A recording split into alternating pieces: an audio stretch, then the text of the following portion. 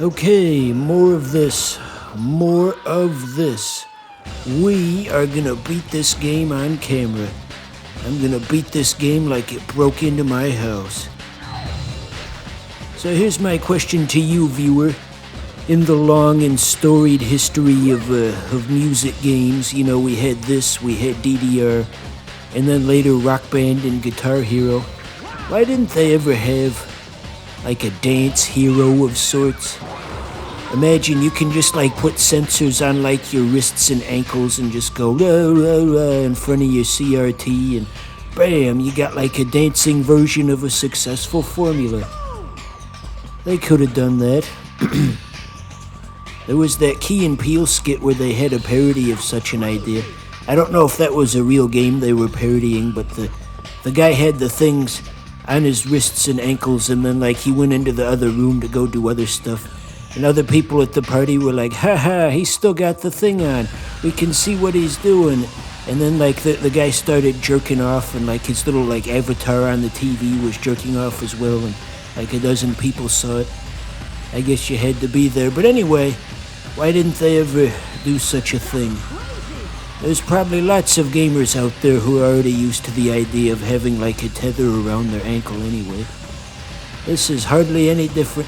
There would be, like, a Reddit post. It's like, how do I fit the sensor over my existing ankle tether? What are the tips for that? Yeah, I could see it now. Ew. That is a very aggressive move, I must say. Is this a horror movie?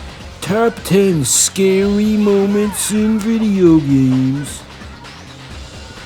You ever watch any of those, like, top 10 whatever countdowns for scary stuff, and it's just like total pussy shit? It's like, I saw one, it's like, whatever you do, don't look up wet koala.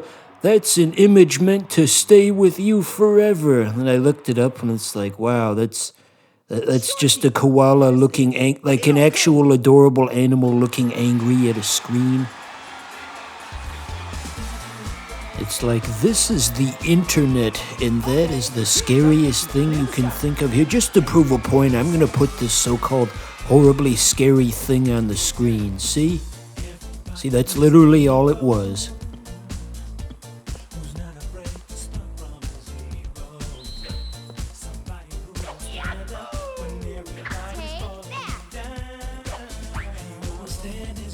We deflected his attack back at him. He took a picture of himself and showed it to us, and we defeated him by showing him that very same picture of himself. I guess he's got low self-esteem or something. Or maybe we gave him a paper cut. Look out, he's doing it again. That's just his whole thing. Maybe it made more sense in Japanese to have like a villain in a dancing game who takes pictures of himself and then shows them to you. Just like normal, Okay, let's not go down this road. Anyway, did you guys see in the news they're making a Neo Geo clone console, and reportedly it's going to use fancy schmancy FPGA technology instead of emulation? You'll love to see it. I'm all for FPGA gradually replacing emulation as a concept. Usually when companies have a clone console, it's just like an emulator in a box. It always just feels kind of cheap. So I'm glad a better way of doing it is coming around, because generally the FPGAs can do things more accurately than the emulators. Although there's probably a few people online who would fight me on that one. Speaking of FPGAs, this was recorded on a Mister. Yeah, put your money where your mouth is. You're looking at FPGA footage as we speak.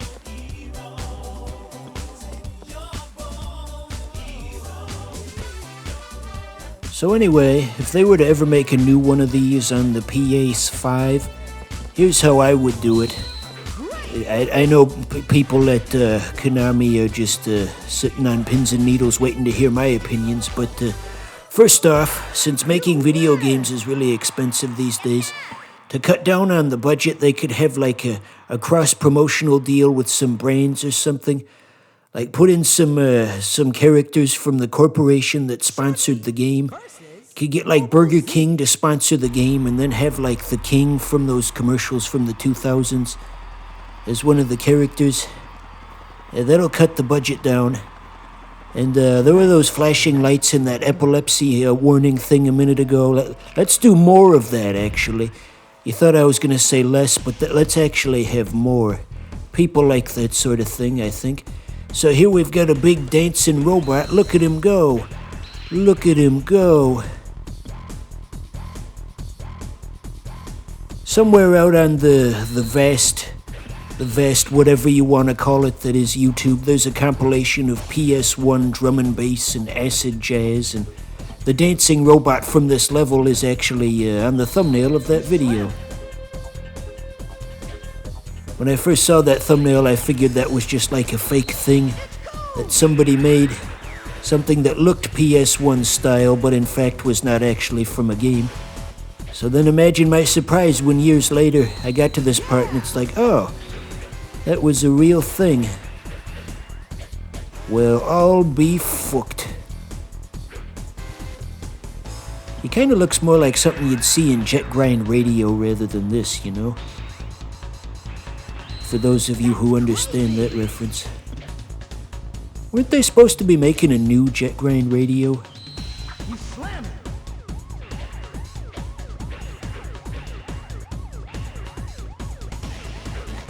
You know, just thinking out loud, I think one of the reasons that they kind of ditched this franchise over the years, aside from the sales, we've got to have money. I think one of the reasons they got rid of this is just in the modern age. There's so much variable lag on all of the different brands of TVs out there. Back when this originally came out, just about every CRT would have been pretty consistent in terms of input lag, and you could program around that. But now you've got TV from manufacturer A that has this much lag, and manufacturer B has this much lag, and you cannot make a playable rhythm game under such conditions. I cannot work under such conditions. He's just got the letter Z all over him, huh? I guess just with changing historical context, you generally want to avoid having characters being adorned with the letter Z. Yes, the letter Z is bad now. You don't want to look like a Z patriot. Is that what you want, viewer? You want to be on the wrong side of the Russia-Ukraine war? And we beat the game, I guess.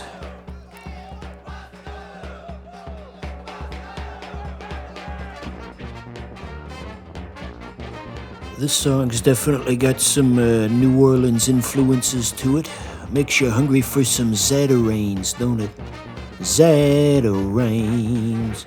Do they still air those commercials? Here, we're gonna do some audience participation. Let's all have Zatarains for dinner tonight to celebrate beating this game. Go out and buy some if you have to.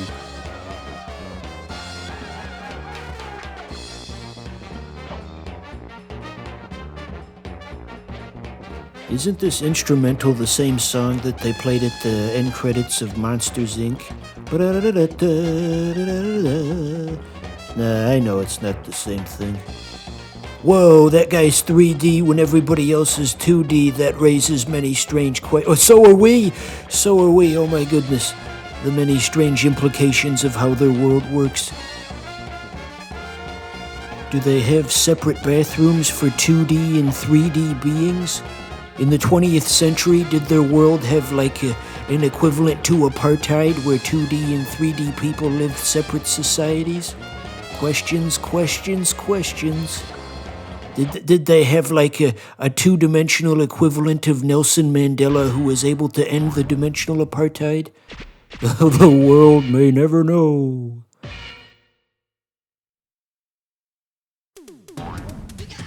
Wait, don't go yet, viewer. We unlocked a new mode. Dance View mode. This would be paywalled in a newer game, but it's here for free. I guess you can only do this with characters who've beaten the game. They try to get more replay value out of the game. Try to encourage you to beat the campaign multiple times to unlock all of the stuff. We did not see this background in the campaign mode.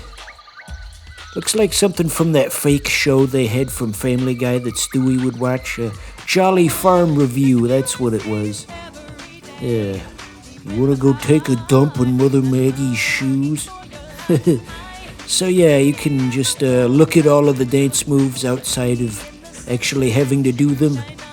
You can just make the character do whatever you want. Seems like something you'd see on like a late 90s like educational like PC game, just like a CD that you put in your computer. Something like Nickelodeon 3D Studio. You can just do all of the stuff whenever you want. Here's the new character we unlocked, by the way. Columbo. He looks a bit different than he did on the television, though, I must say.